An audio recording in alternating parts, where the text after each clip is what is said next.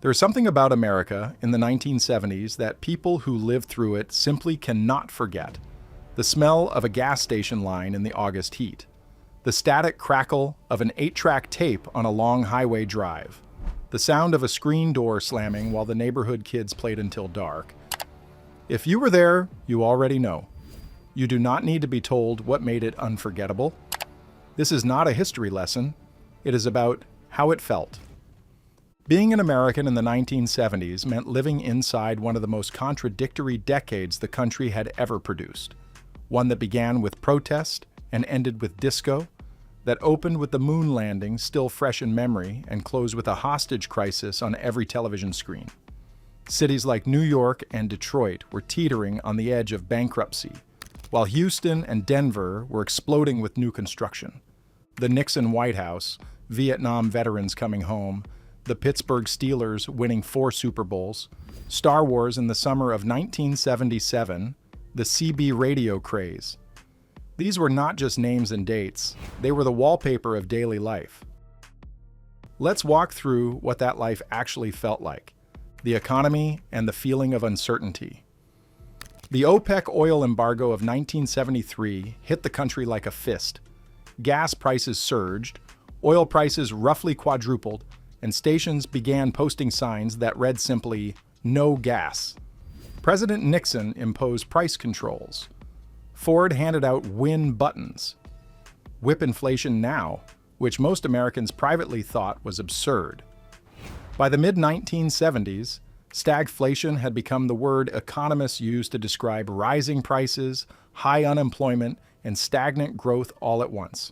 For working families, it felt like running on a treadmill that kept speeding up. The American dream had not disappeared. It had just gotten considerably more expensive. What hurt the coasts and the Rust Belt often made the Sun Belt rich. Texas was booming on oil revenues. The same decade that nearly bankrupted New York City was printing money for Houston. Homes and the look of the decade. Inside the typical American home, the aesthetic was unmistakable. Avocado green appliances sat in harvest gold kitchens. Wood-paneled walls covered living rooms from Connecticut to California. Shag carpet and burnt orange and mustard yellow covered floors in colors that had never appeared in nature before or since. The console television sat in the corner like a piece of furniture, because it essentially was. Families gathered around it every evening with something close to religious regularity. Homeownership was still broadly achievable, and the sense of stability it brought, the feeling of having planted yourself somewhere permanent, was central to how most Americans understood their lives. Television, music, and the sounds of the decade. Television in the 1970s meant 3 networks, and if you missed something, you missed it. You caught All in the Family on Saturday night and discussed it the next day.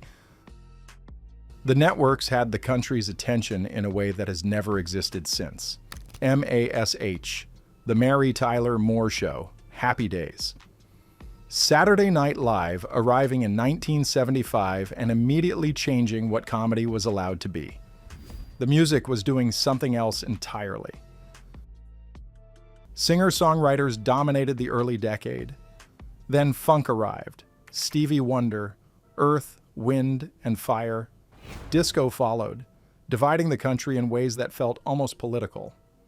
Led Zeppelin and Aerosmith were filling arenas with audiences who had very firm opinions about disco. The Eagles released Hotel California in late 1976. Fleetwood Mac released Rumors in early 1977.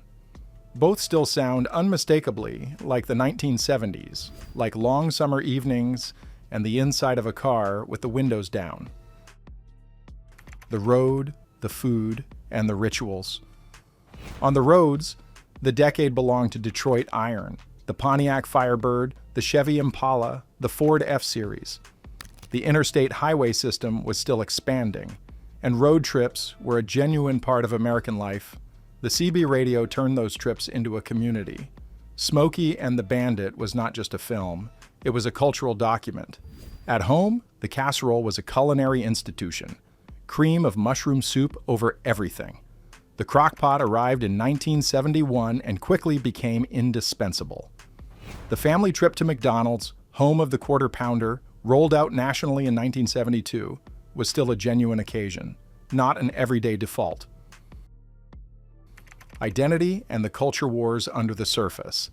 The Pittsburgh Steelers won 4 Super Bowls and meant something very specific to a working-class city watching its steel mills close. The Oakland Athletics won 3 straight World Series from 1972 to 1974. Muhammad Ali fought Joe Frazier in Manila in 1975. These were not just sporting events, they were civic occasions.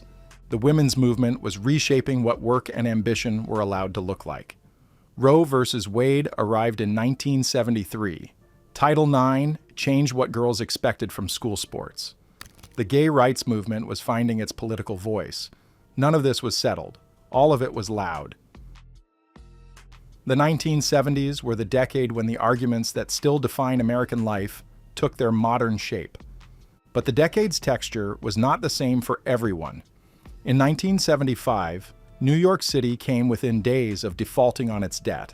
The Daily News headline has never been forgotten. Ford to city, drop dead.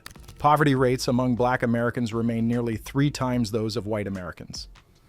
For the families of the 58,000 Americans killed in Vietnam, the decade began not with cultural energy, but with grief. The prosperity of the suburbs was real. So was the rot in the cities and rural communities the boom had passed over. The 1970s held both things at once. What defined America in the 1970s more than anything else was contradiction, self-doubt, and self-discovery arriving simultaneously. The country was questioning everything it thought it knew about itself while ordinary daily life continued with its small pleasures. Friday night games under the lights, the smell of a backyard grill in July. The feeling of a long highway unrolling ahead with the radio on, and nowhere particular to be. For those who grew up in it, the decade felt longer than it was. Fuller, denser, more vivid. The colors were brighter, the music was louder, the arguments were more alive. It was a time of anxiety and energy, of decline and possibility, of a country genuinely uncertain about where it was going, but going there at full speed.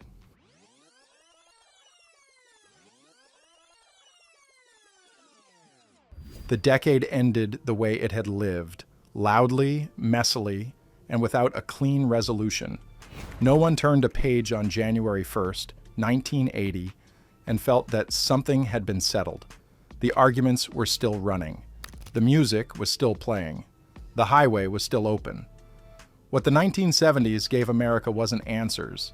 It gave it something harder to shake, the knowledge of what it looked like when the whole thing was tested, and kept going anyway.